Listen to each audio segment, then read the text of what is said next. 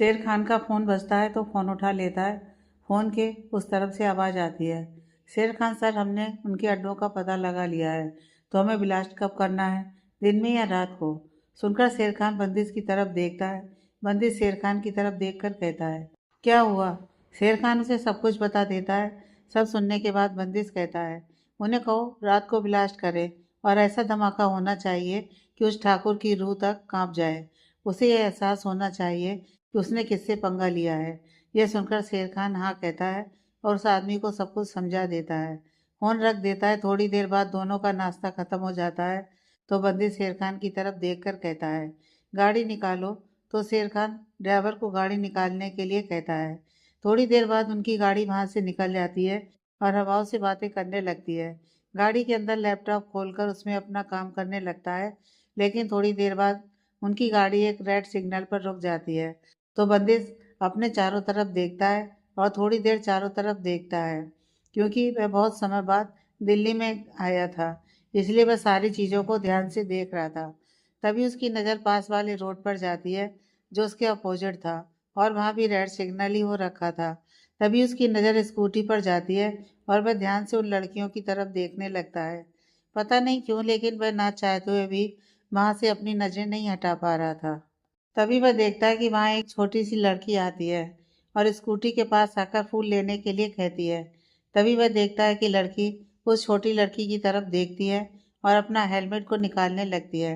पता नहीं क्यों बंदिश को भी लड़की का चेहरा देखने की तलब हो जाती है, इसलिए ध्यान से उस तरफ देखता रहता है और उसके हेलमेट निकालने का इंतजार करता है।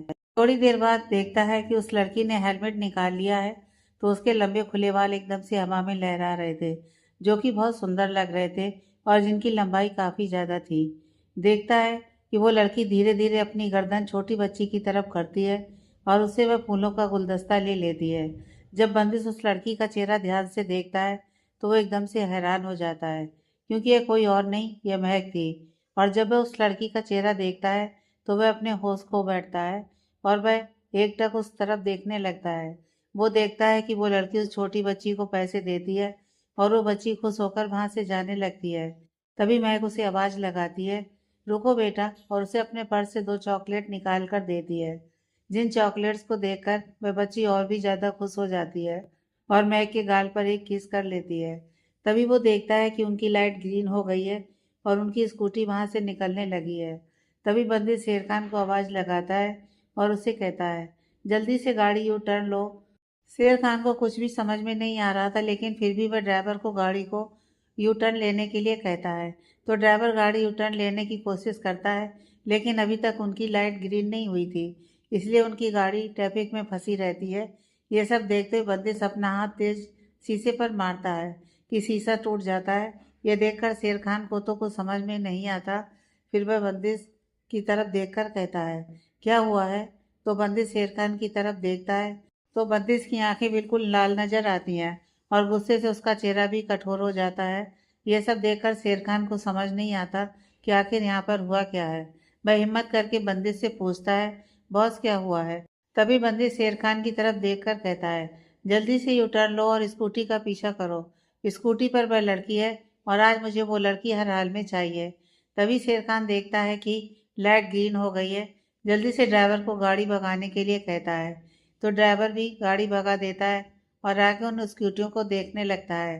थोड़ी देर तक वो स्कूटी दिखाई देती है, लेकिन जब वो देखते हैं वह स्कूटी एक पतली सी गली के अंदर चली गई है जहाँ पर उनकी गाड़ी नहीं जा सकती थी।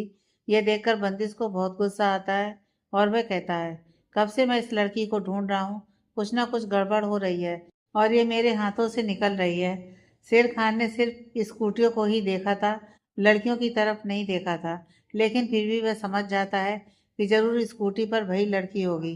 तभी शेर खान बंदिश की तरफ देखकर कहता है, बहुत साहब परेशान मत होइए, हमने अपने आदमियों को उन्हें ढूंढने के लिए लगा दिया है, तो वो सब उन्हें जल्दी ढूंढ लेंगे। यह सुनकर बंदिश कहता है, ये एरिया कौन सा है? तभी शेर खान कहता है, सर ये कन्नाट प्लेस है। तभी बंदिश शेर खान की तरफ देखकर कहता है, अपने आदमियों को यहाँ भेजो और यहाँ आसपास घूमने के लिए कहो, उन्हें जरूर कुछ ना कुछ पता चलेगा। कॉलेज में पढ़ती होगी या कहीं काम करती होगी तो उसके बारे में जरूर पता चल जाएगा। ये सुनकर शेर खान हाँ कहता है और अपने आदमियों को फोन करने लग जाता है। तभी शेर खान बंदिश की तरफ देखकर कहता है, सर अब क्या करना है? तो बंदिश शेर खान की तरफ देखकर कहता है, ऑफिस चलो और तुम मुझे छोड़कर वापस आ जाना और उस लड़की को ढूंढो जल्द से जल्द। मुझे वो लड़की चाहिए। जब तक मुझे वो लड़की नहीं मिलेगी मुझे मेरे सवालों के जवाब नहीं मिलेंगे। ऐसे ही परेशान होता रहूँगा। शेर खान हाँ करता है। वो ड्राइवर को गाड़ी ऑफिस की तरफ जाने के लिए कहता है। थोड़ी देर बाद उनकी गाड़ी एक जगह पर आकर रुकती है जो बहुत ही पॉश इलाका था और यहाँ पर एक 12 फ्लोर की बिल्डिंग थी। यहाँ पर आकर उनकी गाड़ी रुकती है। गाड़ी को देखकर वॉचमैन भी भागता हुआ आता है और शेर खान को देखता है तो अपना सर झुका लेता है। शेर खान उसे देखकर कहता है, हमारे बॉस आए हैं तो पीछे वाली पार्किंग का दरवाज़ा खोलो और प्राइवेट लिफ्ट भी चालू कर दो। वॉचमैन जल्दी से अंदर जाता है और जैसा शेर खान ने कहा वैसा ही कर देता है, क्योंकि शेर खान नहीं चाहता था कि कोई जाने कि बंदिश यहाँ दिल्ली में है।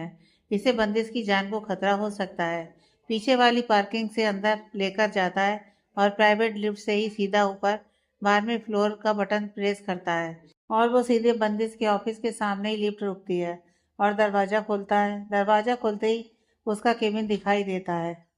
बंदिश सीधा अपने केबिन में जाकर ग्लास विंडो के सामने जाकर खड़ा हो जाता है, जहाँ से पूरा कनॉट प्लेस दिखाई देता है। यह कनॉट प्लेस का वीआईपी एरिया था। यहाँ पर बड़ी बड़ी बिल्डिंगें नज़र आती हैं और बड़े रोड दिखाई देते हैं।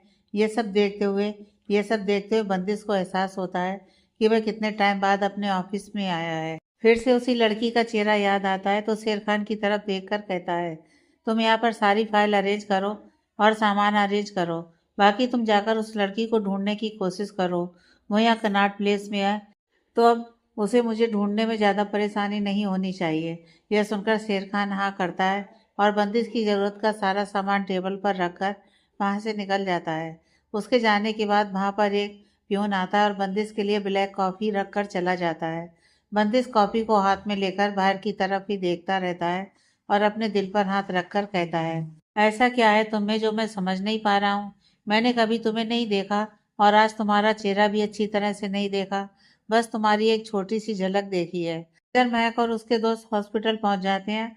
अस्पताल पहुंचकर महक सीधा उस पेशेंट के पास जाती है जो उसका इंतजार कर रहा था।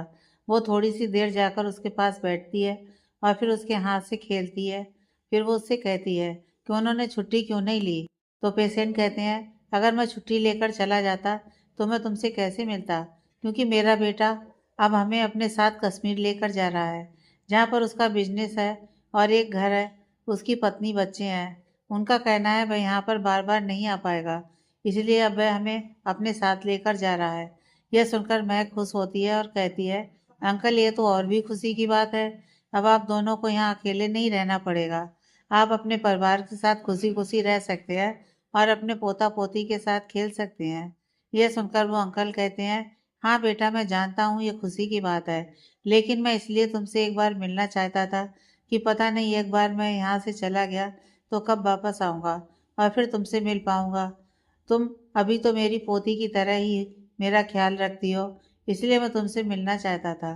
तभी पीछे से उनकी पत्नी आकर कहती हैं, चलो अच्छा है महक बेटा आप आ गई और इनसे मिल लिए, नहीं तो ये जाने के लिए ना करते हैं। और उधर मेरा बेटा परेशान हो रहा था क्योंकि उसका एक एक दिन बहुत कीमती है। वह इतने दिन से ऑफिस नहीं जा पा रहा, इसलिए वह भी काफ़ी परेशान हो गया था। अब हम आज रात को ही यहाँ से चले जाएंगे। यह सुनकर महक कहती है, कोई बात नहीं आंटी जी, जब भी आप लोगों का मन करे आप मुझसे मिलने के लिए आ सकते हैं। मैं भी तो आपके बेटे की तरह हूँ। तो यह सुनकर वो कहती हैं, मैंने भी यही कहा था तुम्हारे अंकल से, लेकिन मेरी बात माने तब ना। चलो कोई बात नहीं बेटा। फिर वह महक के हाथ में एक पैकेट देती हैं तो महक कहती है, ये क्या आंटी? तो वो कहते हैं, बेटा कुछ नहीं है, मेरी तरफ से तुम्हारे अंकल की तरफ से तुम्हारे लिए एक छोटा सा तोहफा है। तुमने इतने अच्छे तरीके से अपने अंकल का ख्याल रखा है तो मैं तुम्हें एक छोटा सा गिफ्ट दे रही हूँ। सुनकर महक कहती है, लेकिन आंटी जी मैं ये नहीं लूँगी, ये तो मेरा फर्ज था। यह सुनकर उसके अंकल कहते हैं, बेटा ले लो, मैंने इतने प्यार से तुम्हारे लिए मंगाई है, इसे मना मत करो। तो महक चुपचाप ले लेती है। तभी वो अंकल की तरफ देखकर कहती है, ठीक है अंकल मैं आपके डिस्चार्ज पेपर तैयार करवा देती हूँ, अब आप घर जाने के लिए तैयार हो जाइए। तभी वहाँ पर उनका बेटा और बहू भी आ जाते हैं। तो वो भी महक से मिलकर काफ़ी खुश होते हैं और उससे शुक्रिया करते हैं कि वो जल्दी से पेपर तैयार करवा दे जिससे वो जल्दी से यहाँ से निकल सकें। उनका कहना था कि वह माँ घर पर उनके बच्चे अकेले हैं, इसलिए महक उन्हें कहती है, बस आधा घंटा दीजिए, अभी आपका सारा काम करवा देती हूँ, फिर आप लोग आराम से जा सकते हैं। यह कहने के बाद महक वहाँ से चली जाती है और अपने बाकी के पेशेंट से मिलती है।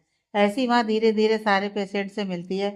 तभी लंच टाइम हो जाता है तो उसकी फ्रेंड ज्योति, पिंकी और अंजलि भी आ जाती हैं। वो सब मिलकर अपने बच्चों के वार्ड में जाते हैं तो सारे बच्चे उदास बैठे थे और अपना खाना भी नहीं खा रहे थे। उनको ऐसे उदास देखकर महक को अच्छा नहीं लगता है। वो उनके पास जाकर कहती है, क्या बात है, आज तो यहाँ पर सारे बच्चे ऐसे उदास बैठे हुए हैं जैसे जैसे यहाँ पर उन्हें कोई पनिशमेंट मिल रही हो। यह सुनकर सारे बच्चे दरवाजे की तरफ देखते हैं तो वहां पर महक और उसके दोस्त खड़े हुए दिखाई देते हैं। उन्हें देखकर एक छोटी बच्ची जल्दी से खड़ी होकर महक के पास भाग जाती है और महक के पैरों से लिपट जाती है और कहती है, महक दीदी, आप कितने दिन बाद आए हो, हमने आपको बहुत मिस किया। ये वाली दीदी है ना, हमें इतनी बड़ी सुई लगाती हैं और उसे दर्द भी होता है। तो ये सुनकर महक कहती है, इनको सुई लगाना नहीं आता, इन्होंने आपको दर्द किया। तो लड़की बड़े प्यार से अपनी गर्दन हाँ में हिलाती है और कहती है, हाँ इन्होंने मुझे बहुत दर्द किया। महक को थोड़ी हंसी आती है लेकिन वह हंसी कंट्रोल करते हुए कहती है, कोई बात नहीं बच्चों, अब हम आ गए हैं ना, अब आपको कोई दर्द नहीं होगा। और ये देखो हम आपके लिए क्या लाए हैं। अभी वह वहां पर एक बैग लेकर आती है जिसमें ढेर सारी चॉकलेट, टॉफी और दिखाने के लिए स्नैक्स वगैरह है। वह उस समय बांटने लगती है। तभी वहां पर एक नर्स आती है तो छोटी बच्ची को इंजेक्शन लगाने लगती है। तो छोटी बच्ची महक के पीछे छिप जाती है और कहती है, मैं ये नहीं लगवाऊंगी, इससे बहुत दर्द होता है। तभी महक उस नर्स के हाथ से वो इंजेक्शन लेती है और उसे जाने के लिए कहती है। फिर वह धीरे धीरे उस बच्ची से बातें करती है और उसका ध्यान हटा देती है।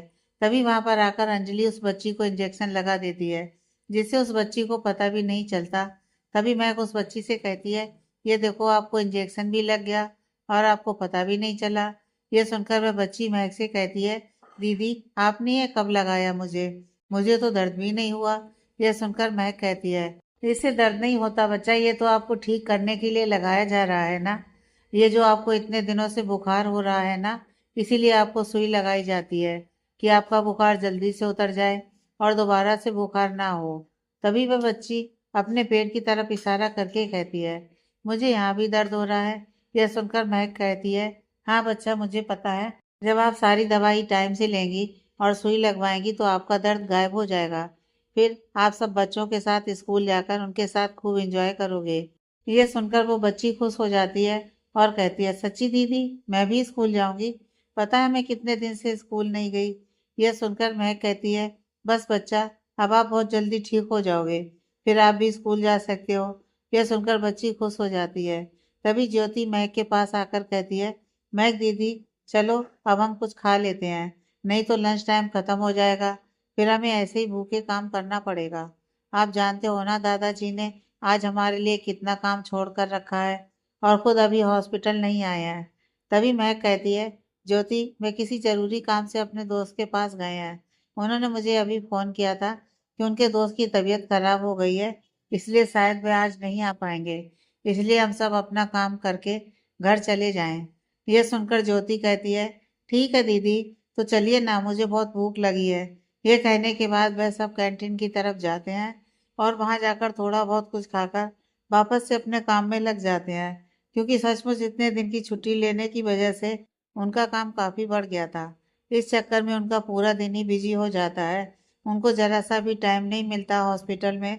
वो सब जल्दी जल्दी अपना काम खत्म करती हैं ताकि वो आराम से घर जा सके। और ज्योति को तो ज्यादा जल्दी थी क्योंकि आज उसके मम्मी पापा घर आने वाले थे, इसलिए वह और भी ज्यादा जल्दी जल्दी अपना काम खत्म कर रही थी। इधर यहाँ बंदिश के आदमी हर जगह महक की फोटो लेकर उसे ही ढूंढ रहे थे। अब तो उनके पास उनकी फोटो भी थी, इसलिए वो जल्दी जल्दी हर जगह ढूंढ रहे थे। तभी शेर खान का उनके पास फोन आता है और वह उसे कनॉट प्लेस एरिया में ढूंढने के लिए कहते हैं, क्योंकि उन्हें पता था कि वह इसी एरिया में मिलेगी। वो उन्हें समझाता है कि या तो वह यहीं कहीं पर काम करती है किसी ऑफिस में, या फिर कोई और जगह होगी। अब यहीं कनॉट प्लेस के आसपास ढूंढो, उन्हें जल्दी कुछ पता चल जाएगा। यह सुनकर वह सारे आदमी वहां से कनॉट प्लेस की तरफ निकल जाते हैं और मैक को वहां पर ढूंढने लगते हैं। उन्हें आधे घंटे से ज़्यादा टाइम हो चुका था, लेकिन अब तक वह महक को नहीं ढूंढ पाए थे। वह हर किसी को महक की फोटो दिखा रहे थे, लेकिन कोई भी अभी तक महक को नहीं पहचान पाया था, क्योंकि महक जब भी हॉस्पिटल आई थी तो अपना चेहरा कवर करके आई थी। इसलिए ज़्यादा लोग महक को नहीं पहचान पाते थे। इसी चक्कर में शाम हो जाती है और वो सब महक को नहीं ढूंढ पाते। ऐसे ही शाम हो जाती है। इधर ऑफिस में बंदिश भी काफी गुस्से में लग रहा था, क्योंकि उसे अब तक भी महक की कोई खबर नहीं मिली थी, और ऊपर से यहाँ वाले ऑफिस में काम भी बहुत ज्यादा फैला हुआ था। किसी ने भी ढंग से काम नहीं किया था। इसलिए आज बंदिश बहुत ज्यादा गुस्से में था और अपने सारे एम्प्लॉयज को डांट रहा था, और जिन्होंने काम बिल्कुल भी ढंग से नहीं किया था उनको जब से निकाल रहा था। आज बंदिश का गुस्सा देखकर तो शेर खान भी डर गया था। उसे नहीं पता था कि यहाँ के ऑफिस में इतनी बुरी हालत है, नहीं तो वह पहले से ही सब कुछ ठीक करवा देता। लेकिन अब कुछ नहीं हो सकता था। अब सब कुछ बंदिश के सामने आ चुका था। कोई भी फाइल कंप्लीट नहीं थी, कोई भी प्रोजेक्ट अब तक पूरा नहीं हुआ था, जिसकी वजह से उन्हें काफी लॉस हो रहा था। और ये बातें आज तक बंदिश से छुपा कर रखी गई थी, और इस तरफ किसी का भी ध्यान नहीं गया था, ना ही तो दक्ष का और ना ही शेर खान का, क्योंकि वह सब अपने परिवार को ढूंढने में लगे हुए थे। और इसी का फायदा उठाकर यहाँ के एम्प्लॉयज काम ही नहीं कर रहे थे। उन्हें लग रहा था कि यहाँ के ऑफिस में कोई ध्यान ही नहीं देता, तो ऐसे ही चलता रहेगा। वो सब अपना काम कभी भी खत्म कर सकते हैं, किसी को कुछ पता नहीं चलेगा। मैनेजर भी उन सबको काफी बार यह सब बोल कर चला जाता था, लेकिन वो सब उसकी बातों को नजरअंदाज कर देते थे। लेकिन जब आज बंदिश ऑफिस आया तो किसी को कुछ समझ में नहीं आया कि वह सब क्या करें।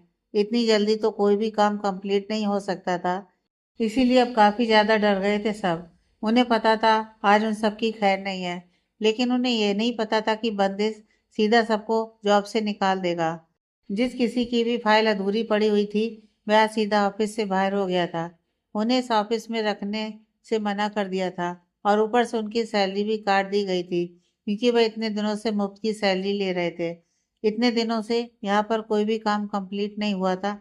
अब मैनेजर की बारी थी, जो बंदिश के सामने बिल्कुल डरा हुआ खड़ा था, क्योंकि उसे भी लग रहा था कि उसकी भी नौकरी उसके हाथ से गई।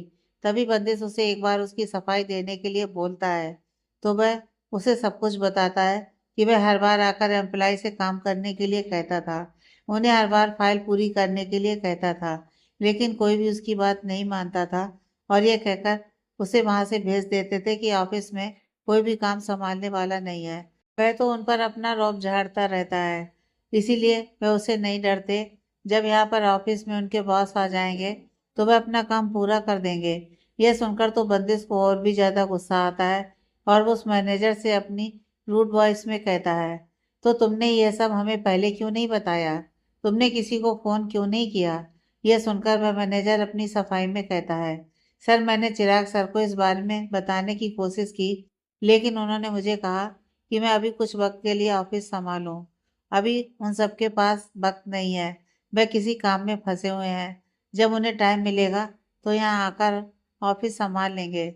यह सुनकर बंदिश चुप हो जाता है, क्योंकि वो समझ गया था कि वह सब उस वक्त किसी जरूरी काम में फंसे होंगे, इसलिए चिराग ने ऐसा कहा है। तभी बंदिश उस मैनेजर से कहता है, जिस जिस एम्प्लॉय ने तुम्हारी बात मानने से इनकार किया था उन्हें उनका टर्मिनेटर लेटर दो, और उन्हें यहाँ से दफा करो, और नई भर्ती के लिए वैकेंसी निकालो, और अच्छे से अप्लाई भर्ती करो। और अब किसी भी काम में मुझे लापरवाही नहीं चाहिए।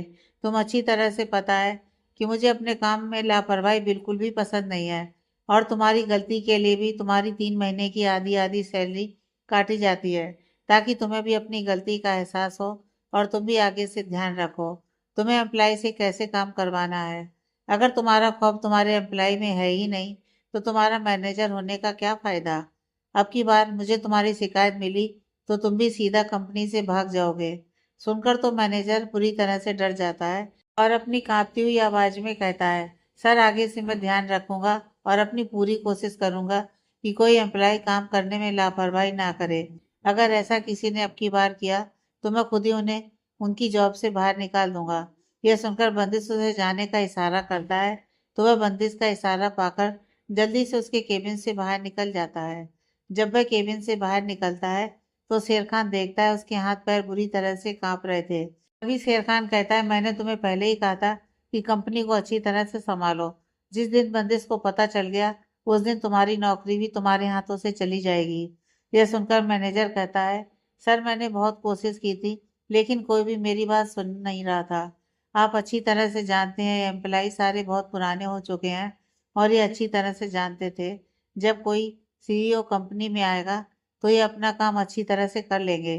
तब तक के लिए ये मुझसे नहीं डरने वाले थे। यह सुनकर शेर खान कहता है, तुमसे कुछ नहीं होता। तुम जानते हो तुम किसके लिए काम करते हो? डेविल के लिए। तो तुम्हें भी उसी की तरह अपने एम्प्लॉय को हैंडल करना आना चाहिए।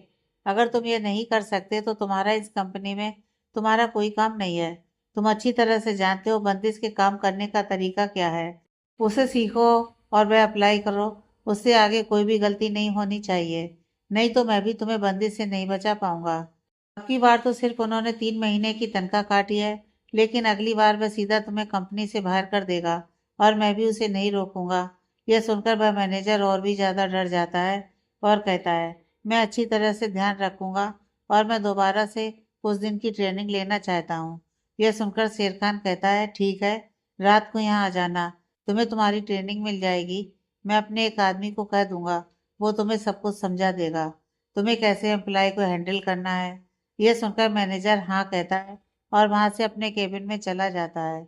उसके जाने के बाद शेर खान कहता है, बच गया, वरना आज इसने डेविल को जगा दिया था। अगर उधर आज बंदिश को उस लड़की की खबर नहीं मिलती तो उसे शैतान बनने से कोई भी नहीं रोक सकता था। लेकिन आज उसका सारा ध्यान उस लड़की को ढूंढने में है, इसलिए उसने ज्यादा किसी को कुछ नहीं कहा, सिर्फ उस लड़की पर ध्यान है। लेकिन ये लोग समझते नहीं है, ये डेविल को जगा देते हैं और हमें यह सब झेलना पड़ता है। पता नहीं ये लोग कब समझेंगे। आगे से मुझे इस कंपनी पर नजर रखनी पड़ेगी कि यहाँ पर क्या हो रहा है। ये कहने के बाद शेर खान भी वहां से चला जाता है। इधर हॉस्पिटल में महक सारा काम खत्म करने के बाद अपने दोस्तों के साथ अस्पताल से बाहर आती है और वह सब अपनी स्कूटी के पास आकर स्कूटी पर बैठकर वहां से निकल जाती हैं। अभी थोड़ा थोड़ा अंधेरा होने वाला था, लेकिन पूरी तरह अंधेरा नहीं हुआ था। जब वो सब वहां पर रेड लाइट पर आकर रुकती हैं, तो थोड़ी दूरी पर जो बंदिश के आदमी जो उन्हें ढूंढ रहे थे, उनकी नज़र जब महक पर पड़ती है तो ध्यान से उस फोटो को महक से मिलाते हैं। उन्हें समझ आ जाता है कि महक ही है। तभी वह पास वाले अस्पताल की तरफ देखते हैं तो वह समझ जाते हैं कि जरूर महक किसी अस्पताल से ही बाहर निकली होगी। लेकिन जब वो सब आपस में बातें कर रहे थे, इतनी देर में ग्रीन सिग्नल हो जाता है और उन सबकी स्कूटी वहां से निकल जाती है। वो फिर से उनका पीछा नहीं कर पाते और वहीं खड़े रहते हैं। अब वो ज़्यादा डर गए थे कि अगर ये बात वो बंदिश को बताएंगे तो उन्हें सजा मिलेगी। वह सब आपस में यही बातें कर रहे थे कि तभी उनमें से एक आदमी कहता है, तुम वो पास में हॉस्पिटल देख रहे हो? मुझे ऐसा लगता है कि वो लोग वहीं से आए थे। क्यों ना हम एक बार वहां जाकर पता करते हैं। तो सब उसकी हाँ में हाँ मिलाते हैं और उस अस्पताल के पास जाकर पता करते हैं तो उन्हें एक वार्ड बॉय बाहर मिलता है, जो महक की फोटो को देखकर पहचान जाता है और कहता है, वह तो यही हॉस्पिटल में काम करती है। यह कहने के बाद वह वार्ड बॉय वहां से चला जाता है, लेकिन वह यह नहीं देख पाता है कि वह जो आदमी उससे बातें कर रहे थे, उनके चेहरे के हाव भाव बदल जाते हैं। उस वार्ड बॉय के जाने के बाद वह सब एक चैन की सांस लेते हैं और कहते हैं, चलो उन्हें कुछ तो पता चला, नहीं तो आज उनकी जान भी जा सकती थी। तभी उनमें से कहता है, चलो शेर खान को बता देते हैं, वह अपने तरीके से सर से बात कर लेंगे।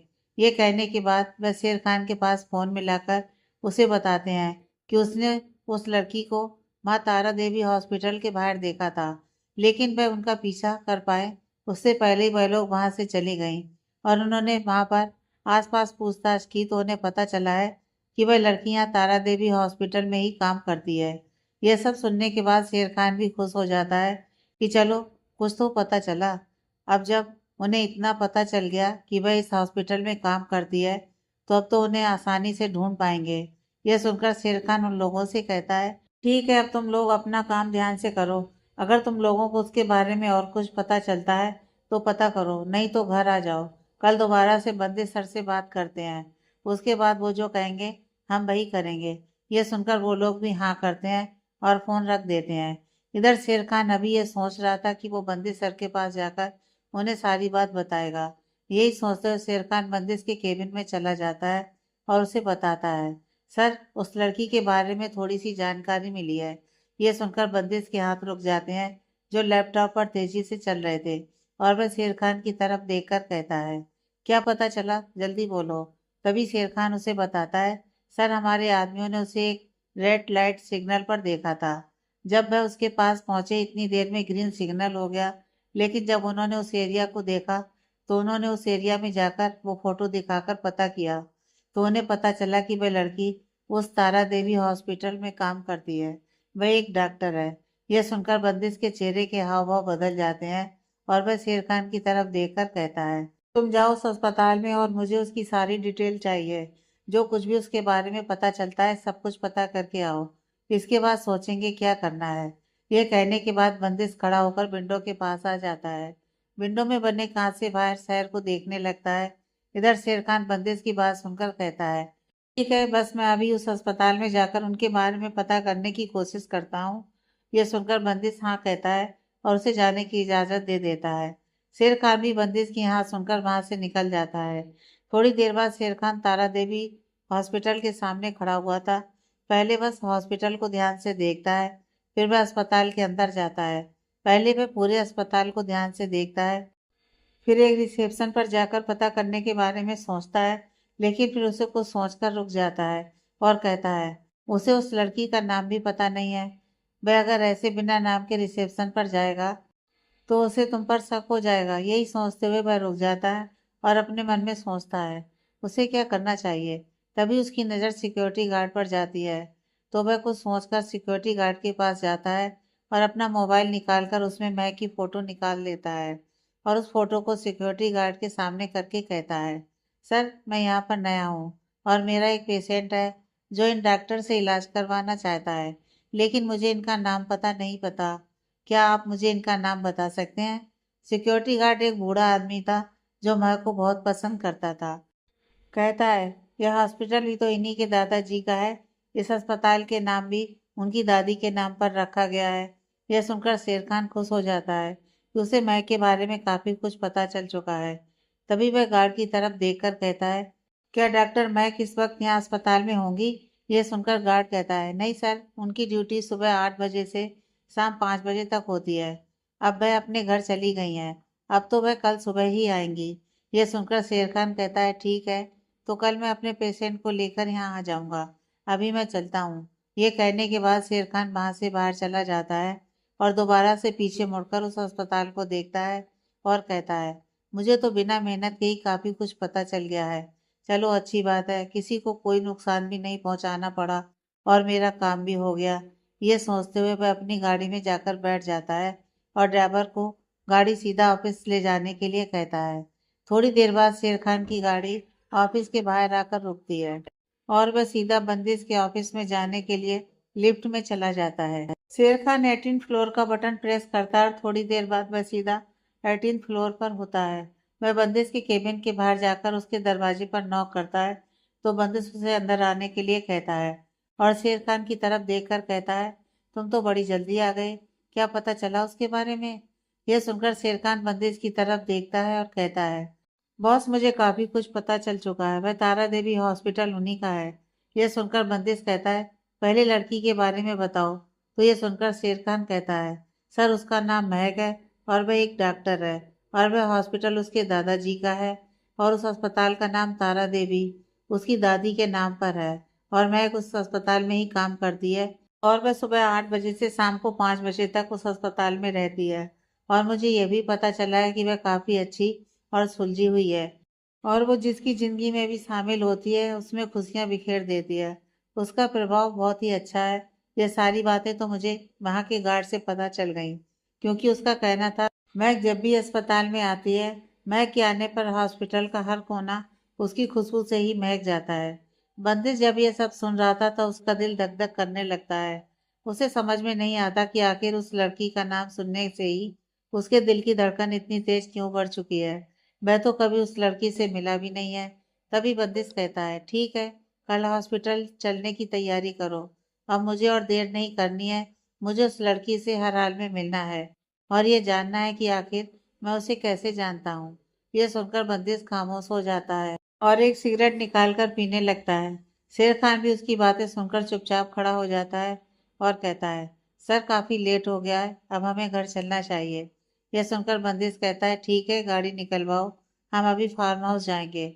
वैसे भी अब मेरा काम करने का मन नहीं है। ये कहने के बाद बंदिश अपने केबिन से बाहर निकलता है और लिफ्ट की तरफ चला जाता है। शेर खान भी उसके पीछे पीछे लिफ्ट की तरफ जाता है और ड्राइवर को गाड़ी तैयार रखने के लिए कहता है। ड्राइवर भी उसकी बात सुनकर जल्दी से गाड़ी पार्किंग से बाहर निकालकर ऑफिस के बाहर खड़ी कर देता है। इतनी देर में ही बंदिश और शेर खान वहां आ जाते हैं। बंदिश जल्दी से गाड़ी के पीछे वाली सीट पर बैठ जाता है। शेर खान भी जल्दी से गाड़ी की पैसेंजर सीट पर बैठ जाता है। तभी बंदिश शेर खान से कहता है, क्या उसने घर पर पता किया वहां पर सब कुछ ठीक है और क्या चिराग वहां के लिए निकल गया है? यह सुनकर शेर खान कहता है, सर चिराग रात की फ्लाइट से जाएगा और अब तक सब कुछ ठीक है, आप चिंता मत कीजिए। मैंने वहाँ की सिक्योरिटी पूरी तरह से बढ़ा दी है और आसपास की जगह पर हर जगह कैमरे भी लगवा दिए हैं। अगर हमारे घर के आसपास भी जरा सी भी बात होगी तो हमें पता चल जाएगा। यह सुनकर बंदिश हाँ कहता है और अपनी आंखें बंद करके सीट के पीछे से टिका लेता है। फिर वो शेर खान को ऐसे ही आंखें बंद किए हुए कहता है, राजन से कहना काव्या का ख्याल रखें। मैं जानता हूँ इस वक्त वही है जो काव्या को संभाल सकता है। यह सुनकर शेर खान हाँ कर देता है, लेकिन अपने मन में सोचता है, पता नहीं बॉस के मन में क्या चल रहा है। इन्होंने खुद एक बार भी काव्या से बात नहीं की है और अब इन्हें उसकी चिंता हो रही है। यह नहीं कि खुद काव्या से एक बार बात कर लें तो उसे भी अच्छा लगेगा।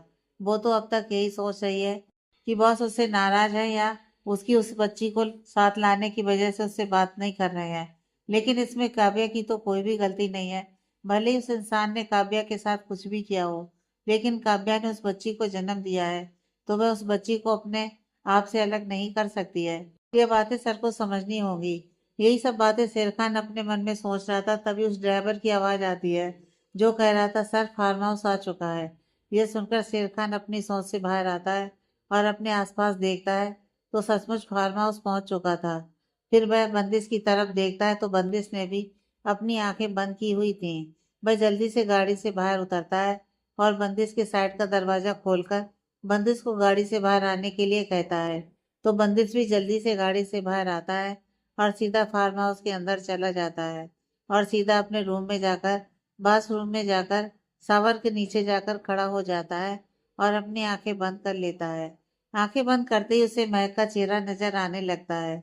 तो बंदिश अपने आप से ही बातें करता है, बस बहुत जल्द तुम मेरे पास होगी और मुझे मेरे सारे सवालों के जवाब मिल जाएंगे। महक का घर। महक और ज्योति अपने घर आ चुकी थी। अंजलि और पायल अपने घर चली गई थी और महक घर के अंदर आती है तो उसकी माँ उन्हें फ्रेश होने के लिए कहती हैं और वह उनके लिए कॉफ़ी बनाने के लिए किचन में चली जाती हैं। थोड़ी देर बाद वह कॉफ़ी लेकर आती हैं तो तब तक महक और ज्योति भी नीचे आ जाती है।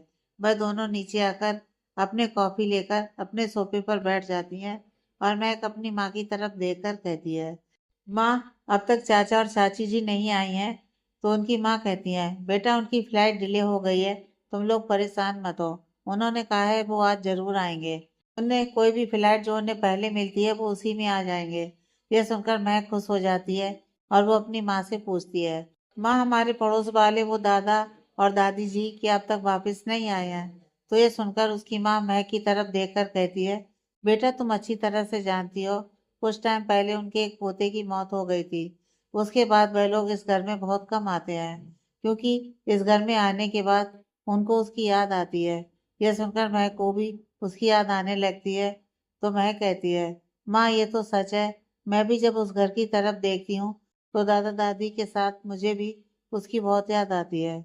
महक यह सब कह रही थी कि तभी बाहर से उसे उसके दादाजी आते हुए दिखाई देते हैं। तो महक चुप हो जाती है।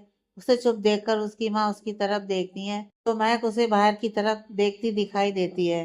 तो वह भी देखती है तो उसे भी दादाजी दिखाई देते हैं। तभी महक कहती है, माँ दादाजी तो यहाँ है, दादी कहाँ है? उसकी माँ महक से कहती है, बेटा तुम्हारी दादी तो मंदिर गई हैं, अभी थोड़ी देर में आती होंगी। इतनी देर में उन्हें पीछे से दादी जी भी आती हुई दिखाई देती हैं। महक और ज्योति दोनों एक दूसरे की तरफ देखते हैं और दादाजी की तरफ देखकर कहते हैं, दादाजी ये तो गलत बात है, आप दोनों हम सबसे छुपकर क्या डेट पर गए थे? यह सुनकर दादाजी हड़बड़ा जाते हैं और महक और ज्योति की तरफ देखकर कहते हैं, तुम दोनों पागल हो गई हो क्या? मैं तो अपने दोस्त के साथ था, उसके क्लब गया था, अभी वापस आया हूँ। ये सुनकर महक कहती है, दादाजी आप झूठ बोल रहे हैं, ये देखिए आपके पीछे दादी जी भी। आप लोग साथ में गए थे और आप दोनों मिलकर हम सबसे झूठ बोल रहे हैं। इसका मतलब आप दोनों डेट पर गए थे। ये सुनकर उसकी दादी कहती है, नालायक बेटियों चुप हो जाओ। अब तक तुम दोनों सिर्फ अपने दादाजी से ही मजाक करती थी, अब तुम लोग मेरे साथ भी शुरू हो गई। अगर तुम लोगों ने इससे आगे एक भी शब्द कहा ना तो तुम मुझसे मार खाओगी। मैं तो मंदिर गई थी, ये देखो पूजा की थाली।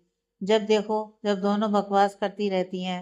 तभी वह दादाजी की ओर देखकर कहती हैं, यह आपके सर पर चढ़ाने का नतीजा है। आपने इन सारे बच्चों को अपने सिर पर चढ़ा रखा है, इसलिए कोई भी बोलने से पहले एक बार भी नहीं सोचता और आपके साथ भी मजाक करने लग जाते हैं। यह सुनकर दादाजी कहते हैं, अरे भाग्यवान, कोई बात नहीं, बच्चे हैं अपने, दादा दादी से मजाक नहीं करेंगे तो किससे करेंगे? यह सुनकर दादी जी कहती हैं, अच्छा मजाक होता है, अगर बाहर वाला कोई सुन ले तो क्या कहेगा? यह सुनकर महक कहती है, अरे दादी माँ, आप भी ना छोटी छोटी बात पर गुस्सा हो जाती हैं। हम तो बस मजाक कर रहे थे और आपने हमें क्यों नहीं बताया मंदिर जा रही हैं? हम भी आपके साथ चलते। यह सुनकर दादी जी कहती हैं, अरे तुम लोग जब तक अस्पताल से, इसलिए मैं चली गई। और मैं तो बहुत जल्दी चली गई क्योंकि आज मंदिर में सत्संग हो रहा था, मुझे सत्संग में जाना था। यह सुनकर महक कहती है, अच्छा ठीक है, अब आप भी बैठ जाइए और मैं आप दोनों के लिए एक अच्छी सी चाय बना कर लाती हूँ। यह सुनकर दादाजी कहती हैं, यह हुई ना बात, मैं तो कब से इंतजार कर रहा था कि मेरी बच्ची खुद मेरे लिए चाय बना कर लाए। यह सुनकर महक कहती है, अच्छा ठीक है, अब लोग बैठो, मैं अभी चाय बना कर लाती हूँ। और वो किचन में चली जाती है, अपने दादा दादी और माँ के लिए चाय बना कर लाती है। दादाजी की तरफ देखकर कहती है, दादाजी वे अंकल छुट्टी लेकर चले गए हैं और वो मुझे इसलिए मिलना चाहते थे क्योंकि वो अब अपने बेटे के साथ शिमला रहेंगे, तो अब वह दोबारा क्या पता वो यहाँ पर कब आए, इसलिए वो चाहते थे कि जाने से पहले वह एक बार मुझसे मिल लें। यह सुनकर दादाजी कहते हैं, तो यह बात उन्होंने मुझे क्यों नहीं बताई? यह सुनकर दादी जी कहती हैं, अरे आपने उनकी बात सुनी नहीं होगी और पहले ही आप उन पर बरस पड़े होंगे कि वो छुट्टी क्यों नहीं ले रहे। यह सुनकर दादाजी चुप हो जाते हैं क्योंकि सच्चाई यही थी, उन्होंने बिना उनकी पूरी बात सुने ही उन्हें डांट दिया था। जब वह सब बातें कर रहे थे, अमन और उसके पापा अभी ऑफिस से आ जाते हैं। तभी दादी भी महक को आवाज लगाती हैं, महक बेटा, अमन और अपने पापा के लिए। यह सुनकर महक हाँ करती है और किचन में चली जाती है। यहाँ पर अमन और ज्योति आपस में बहस कर रहे थे। सब उनकी बहस में खूब एंजॉय कर रहे थे। वह दोनों बच्चों की तरह लड़ रहे थे। यह देखकर दादाजी कहते हैं, तुम दोनों कब बड़े हो गए? बच्चों की तरह लड़ रहे हो, शांत हो जाओ और चुपचाप बैठकर बातें करो। अपने दिन भर की बातें बताओ, तुम दोनों ने क्या काम किया? यह सुनकर दादाजी, आप हमारे ऑफिस के बारे में जानकर क्या करोगे? हम पूरा दिन ऑफिस में लगे रहते हैं, अब घर पर आकर भी वही सारी बातें करेंगे और हम और ज्यादा नहीं थक जाएंगे? सुनकर दादी जी कहती हैं, यह तो तुमने बिल्कुल ठीक कहा बेटा, ऑफिस की बातें ऑफिस में ही करो, घर पर आकर चैन से रहो और खूब इंजॉय करो, अपने घर वालों से बातें करो, अपने पूरे दिन की थकान मिट जाती है। तभी दादाजी कहते हैं, भाग्यवान, मैं तो ये कह रहा था कि हमारे दोनों पोते बड़े हो गए हैं, अब हमें उनकी शादी के बारे में सोचना चाहिए। ये सुनकर वो हड़बड़ा जाता है, लेकिन ज्योति खुश हो जाती है और कहती है, वाह दादू, यह तो आपने बहुत अच्छी बात कही। आप जल्दी से अमन भैया और करण भैया की शादी की तैयारी कीजिए, हम फिर इनकी शादी में बहुत एंजॉय करेंगे। पता है कितने वक्त से हम किसी की शादी में भी नहीं गए, हमने कितने वक्त से न शॉपिंग की न शादी में डांस किया है। आप लोग जल्दी से भैया के लिए अच्छी सी लड़कियां देखें और उनकी जल्दी से शादी कीजिए ताकि हम अपने शौक पूरे कर सकें। यह सुनकर अमन ने एक थप्पड़ ज्योति के सिर पर मारता है और कहता है, तुझे बड़ी जल्दी है हमारी शादी की, क्या तुझे हम चैन से रहते हुए अच्छे नहीं लगते? यह सुनकर ज्योति कहती है, हाँ दादी, देखो भाई क्या कह रहे हैं कि शादी से उनको चैन नहीं मिलेगा, वह सांस नहीं ले पाएंगे। क्या शादी करने से ऐसा होता है? फिर ज्योति अपने दादू की तरफ देखकर कहती है, दादू, क्या आपको भी दादी से शादी करने के बाद सांस नहीं आती थी या चैन से नहीं जी पाते थे? दादू ज्योति की बात सुनकर कहते हैं, ये लड़की मुझे भी मरवाएगी, अपने बहन भाई के झगड़े में बीच में मुझे लेकर आ रही है। तभी दादाजी जल्दी से हड़बड़ाकर कहते हैं, अरे नहीं ज्योति बच्चा, मेरे तो भाग्य ही खुल गए तुम्हारी दादी से शादी करने के बाद। देखो ना, तुम्हारी दादी सुशील, धनवान और मेरा इतना ख्याल रखती थी कि मुझे तो बहुत खुशी हुई थी शादी करके। अमन की तरफ देखकर कहते हैं, थोड़ा सोच समझ कर बोला कर।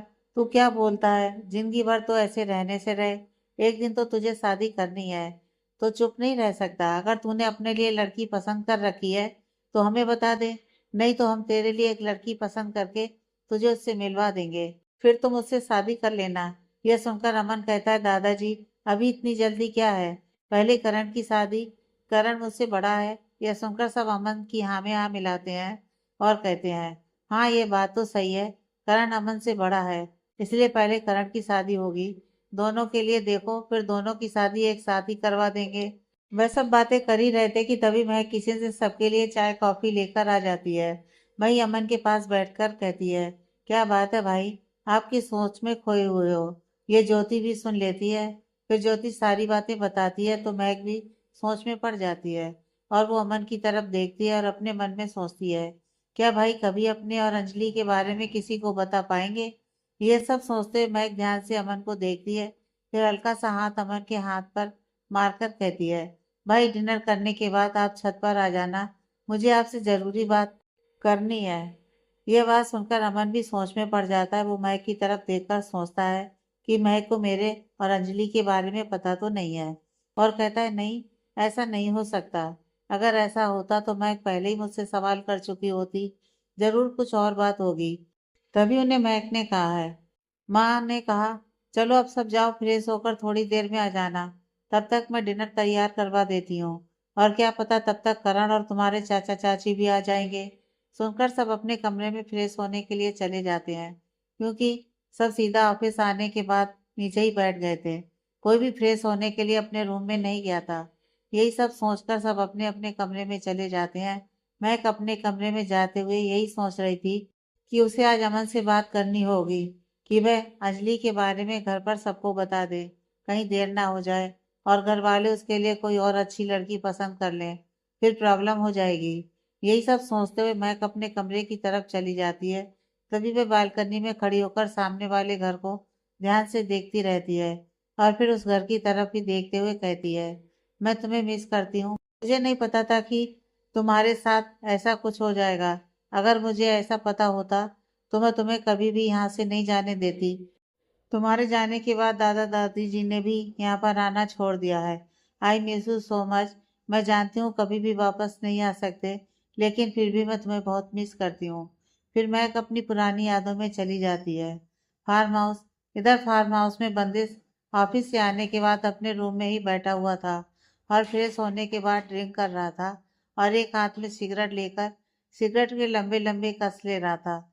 जब से उसे महक के बारे में पता चला था, जब से वह थोड़ा सा रिलैक्स हो गया था, और फिर वह महक से मिली हुई जानकारी ध्यान से पढ़ता है कि महक एक जॉइंट फैमिली में रहती है, बहुत सुंदर लड़की है, एक अस्पताल है और उस अस्पताल के ट्रस्टी उसके दादाजी हैं। उस अस्पताल में ही महक और उसकी कजिन सिस्टर काम करती है। उसके दो भाई हैं जो अपना बिजनेस संभालते हैं। ये सारी बातें महक की फाइल में लिखी हुई थी, जो शेर खान ने थोड़ी देर पहले ही बंदिश को लाकर दी थी। बंदिश बड़े ध्यान से वो फाइल पढ़ रहा था। फाइल के पहले पेज पर महक की फोटो लगी हुई थी। उस फोटो को हाथ में लेकर ध्यान से देखता रहता है। तभी उसके मोबाइल की बेल बजती है और वह फ़ोन उठाकर देखता है तो उसके आदमी का फ़ोन था, जो इस वक्त गोवा में था। वह उसका फ़ोन उठाता है और हेलो कहता है, लेकिन अभी भी उसके हाथ में महक की फ़ोटो होती है और वह एकटक उस फोटो को ही देखता रहता है। पता नहीं क्यों उस फोटो को देखते हुए उसका दिल बड़ी जोरों से धड़क रहा था, और इस बात का एहसास होते ही वह अपना हाथ अपने दिल पर ले जाकर रख देता है तो उसका दिल बड़ी जोरों से धड़क रहा था। तभी उसके फ़ोन से आवाज़ आती है, सर आप फ़ोन पर हैं। तो बंदिश की डरावनी आवाज़ उसे सुनाई देती है, हाँ हाँ मैं बंदिश ही बोल रहा हूँ। वह इंसान बोलता है, सर अब रात के 12 बजने वाले हैं, तो क्या हम अपना काम करें। यह सुनकर बंदिश थोड़ी देर सोचता है और कहता है, हाँ ध्यान से करो, काम करने के बाद वहाँ एक मिनट भी मत रुकना, किसी को शक नहीं होना चाहिए। वैसे तो वह समझ जाएगा, लेकिन मैं नहीं चाहता कि मेरा कोई भी आदमी उसके हाथों पकड़ा जाए। यह सुनकर उधर से आवाज आती है, ओके सर, ऐसा ही होगा। और वह फोन रख देता है। इतनी देर में शेर खान बंदिश के पास आता है और बंदिश से कहता है, सर खाना तैयार है। यह सुनकर बंदिश कहता है, अभी थोड़ी देर रुको, पहले वहां का काम होने दो, उसके बाद आराम से बैठकर एंजॉय करेंगे। यह सुनकर शेर खान भी खुश हो जाता है, क्योंकि वह समझ गया था कि बंदिश क्या कहना चाहता है। इधर गोवा में एक बड़ी सी बिल्डिंग के बाहर कई सारे आदमी खड़े हुए थे और वे आपस में इशारों से बातें कर रहे थे। अभी एक आदमी उनके पास आकर कहता है, मेरी सर से बात हो चुकी है, हम अपना काम करने के लिए तैयार हैं, करने की परमिशन दे दी है। लेकिन मेरी बात ध्यान से सुनो, हम कितने आदमी हैं अच्छे से देख लो, हम में से एक आदमी भी कम नहीं होना चाहिए। डेविल ने खास तौर पर कहा है, हमारा एक आदमी भी उनके हाथ नहीं लगना चाहिए। तभी एक आदमी कहता है, वह सब तो ठीक है सर, लेकिन अगर जब तक हम अंदर नहीं जाएंगे हम एक्टिव कैसे करेंगे। यह सुनकर वह आदमी कहता है, हमने सारे बम में कम से कम 10 मिनट का टाइम लगाया हुआ है, जल्दी से सब्जियों ने एक्टिव करके आओ और वापस इकट्ठे हो जाना, और किसी को भी वहां नहीं होना चाहिए। तभी वह एक आदमी को रोक कर, तुमने अच्छी तरह से चेक किया, कोई भी बेकसूर इंसान नहीं होना चाहिए। तभी वो इंसान कहता है, सर यहाँ पर कोई नहीं है, इसीलिए मैंने आज किसी को भी ओवर टाइम करने नहीं दिया था, सबको किसी तरह समझा दिया था, ओवर टाइम करने से मना किया है। और उन सबको लगा मैं उनमें से ही किसी डिपार्टमेंट में काम करता हूँ, इसीलिए सबने मेरी बात मान ली। इसलिए अब यहाँ पर कोई भी नहीं है, बस वॉचमैन है।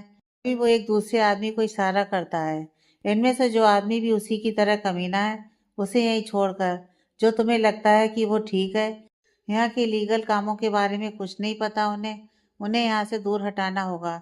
ये कहने के बाद वह अपने आदमी की तरफ देखकर कहता है, जी बिल्कुल, गेट पर वॉचमैन, उसे कुछ नहीं पता, उसे थोड़ी देर के लिए यहाँ से हटाना होगा। तो वो इंसान हाँ कर देता है। अभी थोड़ी देर बाद चले जाते हैं और जिस एरिया में उन्होंने बम फिट किया था जाकर उन्हें एक्टिव कर देते हैं, और थोड़ी देर बाद सब बाहर आकर इकट्ठे हो जाते हैं।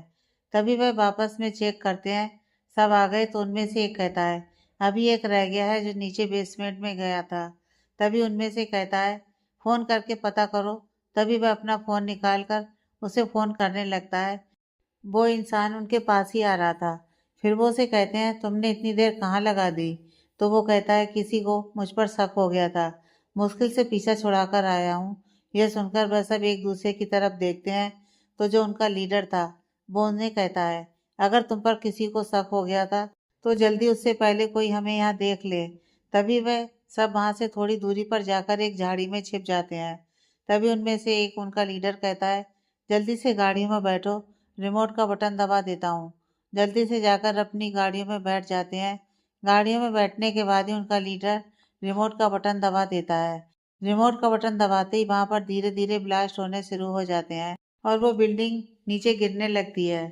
उस बिल्डिंग को नीचे गिरते हुए देखकर सब थोड़ी देर वहीं खड़े रहते हैं, क्योंकि उनमें से एक आदमी पूरे सीन का वीडियो बना रहा था।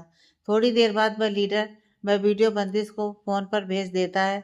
वीडियो को भेजने के बाद वह सब वहाँ से तेज़ी से निकल जाते हैं, ताकि वहाँ पर पुलिस आए तो इनमें से कोई भी वहाँ पर नज़र नहीं आना चाहिए। यही सोचते हुए वह जल्दी से मेन गेट से निकल जाते हैं। उनके जाने के बाद वहाँ पर पुलिस की गाड़ियाँ और एम्बुलेंस, फायर ब्रिगेड सब आकर खड़े हो जाते हैं, क्योंकि किसी ने पुलिस को इन्फॉर्म कर दिया था कि यहाँ पर धमाका हुआ है।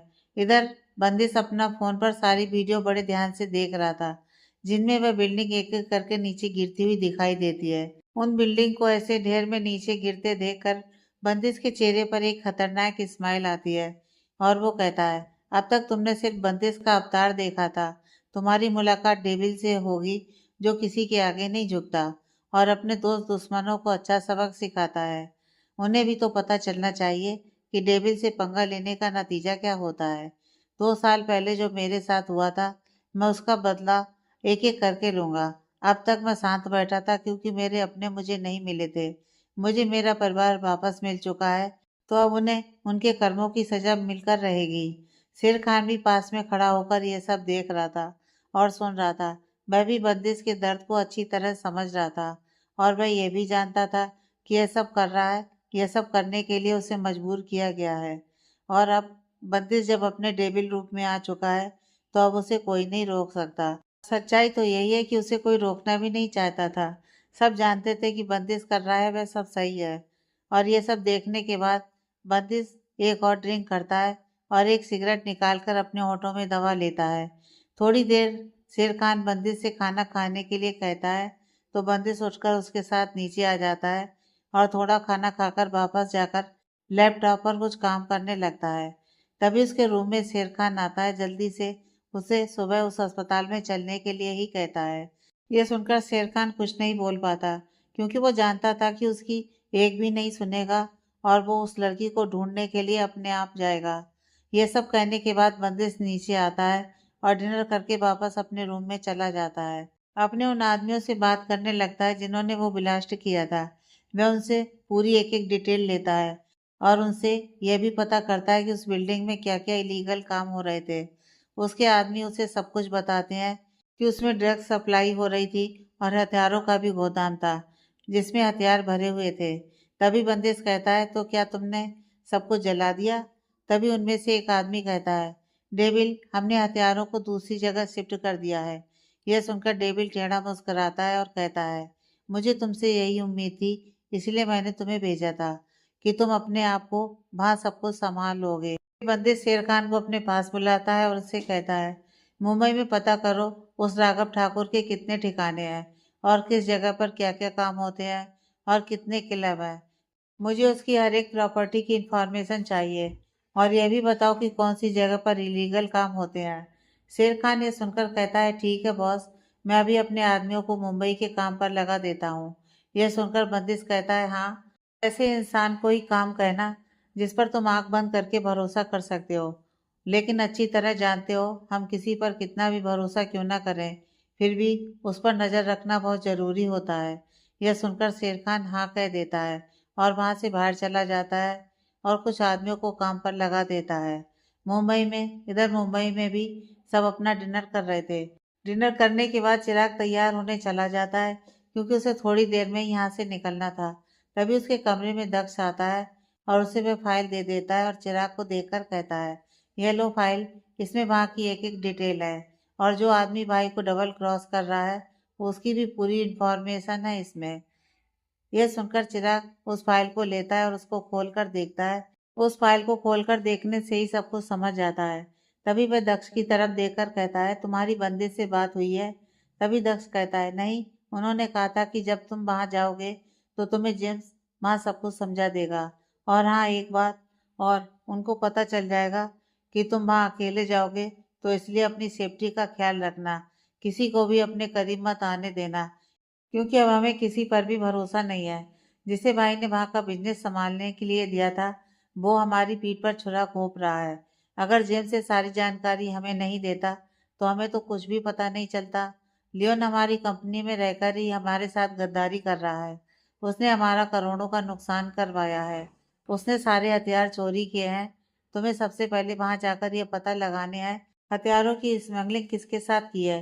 एक बार उसका पता चल जाएगा तो भाई अपने आप ही सारे हथियार वापस ले लेंगे। तभी चिराग दक्ष से कहता है, ये सब मैं संभाल लूंगा, लेकिन मैंने लियोन के बारे में कुछ और भी सुना है। ये सुनकर दक्ष सवालिया नजरों से उसकी तरफ देखता है तो चिराग उसे बताता है, मैंने सुना है वहाँ का जो माफिया है जो लड़कियों की स्मगलिंग करता है उसके साथ भी इस लियोन की पार्टनरशिप है और उसी ने इसे हमारी कंपनी में सेट किया था ताकि ये हमारी सारी न्यूज माफिया गैंग तक पहुंचा दे और वो हमारे भाई को किंग की कुर्सी से हटा दे। यह सुनकर चिराग के चेहरे पर टेढ़ी स्माइल आ जाती है और वह कहता है, इतनी हिम्मत किसमें है जो डेविल किंग को उसकी कुर्सी से हटा सके? उन्हें लगता है इतने टाइम से भाई वहां पर नहीं गए तो उन्हें कुछ भी नहीं पता। वह शायद भूल गए हैं भाई की नजर चारों तरफ रहती हैं। वह अपने हर एक अड्डे पर होता है। वहां पर क्या हो रहा है और कौन क्या कर रहा है उन्हें अच्छी तरह से पता है। और कौन कौन है जो इसे किंग की कुर्सी से हटाना चाहता है, लेकिन यह पॉसिबल नहीं है। दक्ष सुनकर कहता है, वह तो हम भी जानते हैं, इतने वक्त से भाई चुप थे, इसलिए उन लोगों के अंदर से भाई का डर कम हो गया है। यह सुनकर चिराग कहता है, तुम चिंता मत करो, मैं जा रहा हूँ ना दोबारा से। अगर उन्हें किंग का डर नहीं दिखा दिया तो मेरा नाम भी चिराग नहीं। वो शायद भूल रहे हैं कि मैं डेविल किंग का हूँ और मुझे हर वह काम आता है जो डेविल किंग को आता है। यह सुनकर दक्ष उसके हाथ के ऊपर अपना हाथ रखकर कहता है, अच्छा ठीक है, अगर तुम्हें किसी भी वक्त मेरी या शेर खान की ज़रूरत हो तो उसी वक्त इन्फॉर्म कर देना और अपने साथ अपने बॉडीगार्ड को ले जाना मत भूलना और उन्हें हर टाइम अपने पास रखना। यह सुनकर चिराग हाँ कहता है और जल्दी से वह फाइल अपने बैग में डालकर बाहर नीचे आ जाता है। नीचे लिविंग रूम में उसे दादाजी और राजन, काव्या सब लिविंग हॉल में दिखाई देते हैं। चिराग के वहां आते ही दादाजी उठकर उसके पास आते हैं और कहते हैं, अब तुम भी यहाँ से जा रहे हो। एक तो वह बंदिश यहाँ से चला गया और पता नहीं कब वापस आएगा, और अब तुम भी जा रहे हो। तभी चिराग दादाजी की तरफ देखकर कहता है, दादाजी मैं जल्दी वापस आ जाऊंगा, मेरा जाना बहुत ज़रूरी है। वहाँ पर किसी ने हमारे काम को रोक दिया है, तो हम में से किसी एक का जाना ज़रूरी है कि बंदिश किसी ज़रूरी काम से दिल्ली गया है, इसलिए वह वहाँ नहीं जा सकता है। इसलिए उसने मुझे जाने के लिए कहा है। आप परेशान मत होइए, मैं जल्दी से अपना काम खत्म करके वापस आ जाऊंगा। तभी राजन भी उसके पास आकर कहता है, अगर तुम्हें जरा सी भी गड़बड़ दिखाई दे और अगर तुम्हें लगे तुम हैंडल नहीं कर पा रहे हो तो तुरंत मुझे इन्फॉर्म करना, मैं तुम्हारे पास आ जाऊंगा। यह सुनकर चिराग हाँ कहता है और जाने के लिए कहता है, उन्हें कहता है कि अगर मैं अभी नहीं गया तो मेरी फ्लाइट मिस हो जाएगी। यह सुनकर दक्ष कहता है, चलिए मैं आपको छोड़कर आता हूँ। तभी चिराग उसे मना कर देता है और उसे कहता है, नेक्स्ट पार्ट।